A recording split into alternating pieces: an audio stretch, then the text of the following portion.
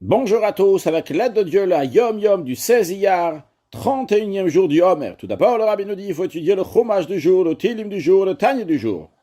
Puis le Rabbi nous ramène les paroles du Rabbi précédent qui a dit que mon père, le Rabbi Rachab, donc 5e Rabbi de Chabad, lorsqu'il se coupait les ongles, il les mélangeait avec des brindilles avant de les brûler.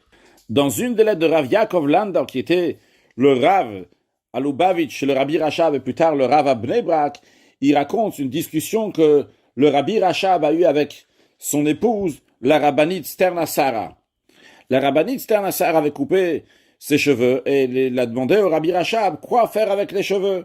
Le Rabbi Rachab a répondu de rajouter quelque chose et de les brûler. Donc rajouter par exemple un morceau de bois aux cheveux et brûler les cheveux. Alors Rav Yaakov Landa qui était là-bas, il a demandé est-ce que la raison elle est parce que c'est mauvais pour le corps lorsqu'on brûle quelque chose du corps. Et le Rabbi Rachab a répondu oui.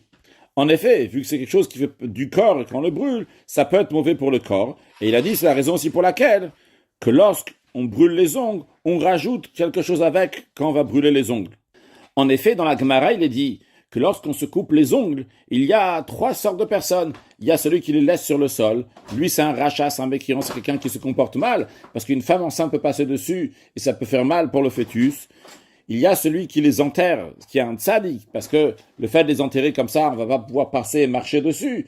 Mais finalement, si la terre va s'enlever, la terre sur laquelle on a recouvert l'ongle, on pourra, oui, marcher dessus. Et il y a le chassid, lui, il est encore plus haut que le tzaddik, et lui, il brûle les ongles. En quoi le chassid, il est plus grand que le tzaddik? En quoi le chassid, il fait plus en brûlant ses ongles? Parce qu'en effet, bien que ça peut lui faire du mal, le fait de brûler quelque chose, une partie du corps, quand même, il est prêt à le faire pour pas que ça va faire du mal à quelqu'un d'autre. Ça, c'est un chassid. Un chassid, c'est quelqu'un qui fait les choses.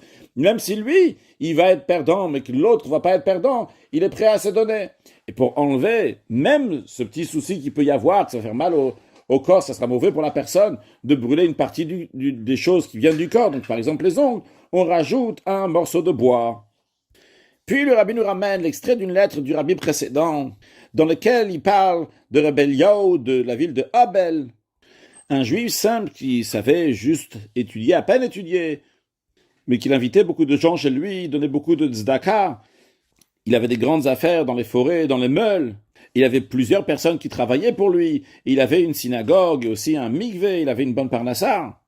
Le rabbi précédent raconte comment, lorsque le rabbi précédent avait 18 ans, il a rencontré Rabbi Yo de Abel qui lui a raconté ce que le rabbi Maharash, Rabbi Shmuel, 4e rabbi de Chabad, le grand-père du rabbi précédent, a dit à Rabbi Yo. Et le rabbi précédent dit qu'il était impressionné comment Rabbi Yo, il vivait ce que le rabbi Maharash lui avait dit, comme si c'était hier, alors que 30 ans étaient déjà passés. Qu'est-ce que le rabbi Maharash lui a dit? Eliyahu, je suis jaloux de toi, je t'envie.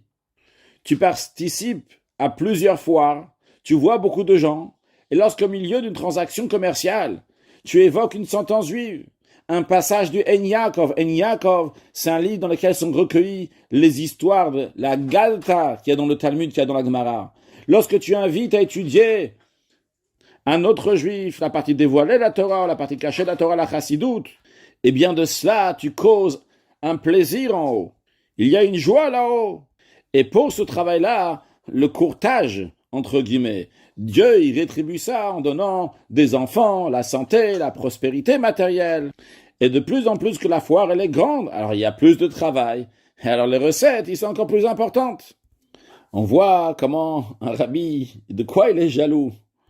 Et comment c'est important de partager avec d'autres personnes un mot de Torah, des invités à un cours de Torah, et comment Hachem est béni, et qu'Hachem bénisse tout le monde, les enfants, la vie, la santé, une prospérité, tout ce que chacun a besoin avec une grande largesse, et que tous ensemble va accueillir Mashiach, Now, un excellent Yom.